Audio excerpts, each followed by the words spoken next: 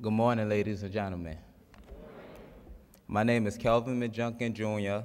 I'm the Trainee Management Team President from the South Bronx Job Corps Academy.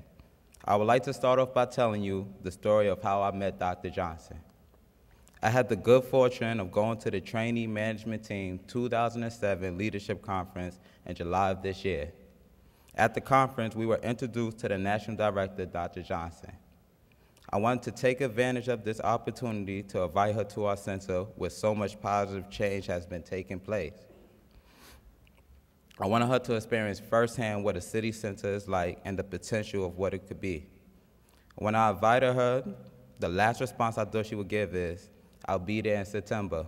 Well, that was her response, and she was there in September. After her tour and meeting with the National Advisory Council on Center, Dr. Johnson invited me to come to Washington, D.C. Shortly afterwards, I was told I would be doing this 10-minute introduction speech at the annual Leadership Summit. I felt honored that my leadership skills had paid off by assisting and changing the culture on Center. I'm not sure if you can tell, but as honored as I am, I'm still nervous to be up here in front of all of you.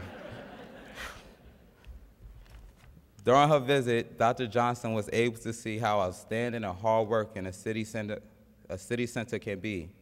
Usually when people hear South Bronx, they have a negative image of what it is. When Dr. Johnson came to our center, she saw the positive, not the negative, of how great a center we have. The trainees at South Bronx Job Corps Academy were all very dedicated and devoted to their jobs and duties on center. As Dr. Johnson toured the school, she was able to see that the trainees were in class, respectful, and all in full compliance. So once again, I'd like to thank Dr. Johnson for coming to our center and changing the views of the South Bronx. Okay. As for me, personally, growing up was not easy. I had many obstacles in my path. I grew up without a mother, was in and out of foster homes, and did not know much about who my family was. I didn't even know if there was such a thing-as family. All I knew about my father was that he was a Vietnam veteran and a drug addict.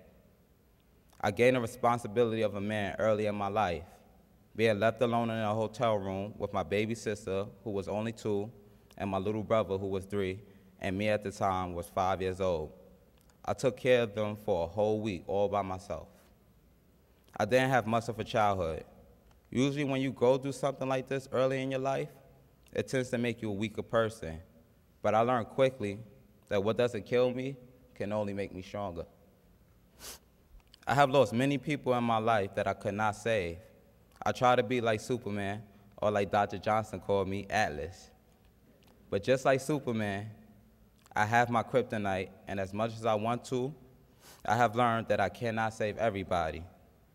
But like SBJCA, I want to help anyone that wants to be helped. Now I'm the type of person who does not take no for an answer. I always strive to be the best and to be successful. I love to be on top of my game, but I also know that I cannot win anything without a strong team to support me. Learning to be a leader has been a difficult task. I learn every day that it is not easy to be a leader and that everyone has you under a microscope. I have made many mistakes as both a trainee and TMT president. I have also achieved many successes and refused to let my shortcomings prevent me from my overall goals and success of achieving them. Like the Job Corps motto goes, success lasts a lifetime. Well, I like the way success tastes, and I've grown an appetite for it. I first heard about Job Corps through my older sister. She attended the South Bronx Job Corps Academy and successfully graduated the program. It has been 7 years since she graduated, and she's still working in the field of her Job Corps training. She told me that Job Corps would be a great opportunity to better myself and make me a stronger individual. I was going through a difficult time in my life, and I needed an escape. So I took the first step by deciding to go to Job Corps. When I came to Job Corps, I didn't know what to expect. I felt like a lost and confused kid. I just lost my father to the AIDS epidemic. I came to Job Corps, and I set short-term goals for myself. I planned on getting my GED, completing my trade, and joining the basketball team. I knew I had to change my attitude and the way I acted towards people. I decided to focus and dedicate my drive to achieving my goals. I'm proud to announce that I passed my GED in only my second week.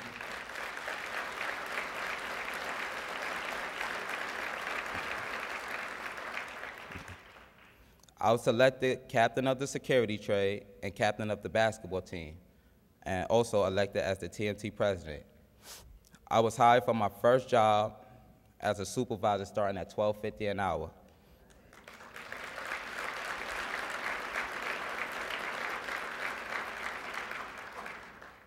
Throughout all this time, I never thought I would be president, but now look at me. Since I became the president of our trainee management team, many more responsibilities have been thrown at me. As the president, I have to be able to listen to everyone's views and opinions, whether they're trainees or staff. As the president, a lot of people look up to me. I have to set a standard to lead by example. Many obstacles have presented themselves, whether good or bad. I can honestly say I have fought through most of the obstacles that have been thrown my way. I still make mistakes, and I'm very willing to correct them. Job Corps has helped me become a stronger leader and a more positive role model. I am very proud to be a leader here, and like my Senate Director, Mr. Aaron, always tells me, he who much is given, much is expected. I am learning to accept obstacles and as opportunities to display my leadership skills and find solutions. After Job Corps, I plan to I will achieve my goals and make every effort to be the top.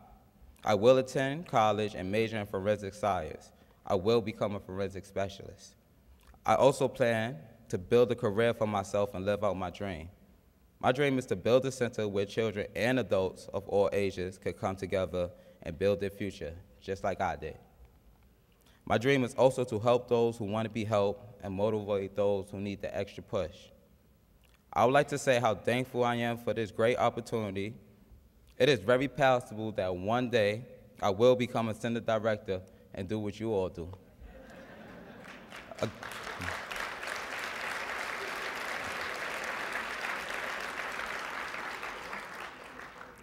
Again, I want to thank Dr. Johnson and my Senate Director, Mr. Aaron, for allowing me this great opportunity.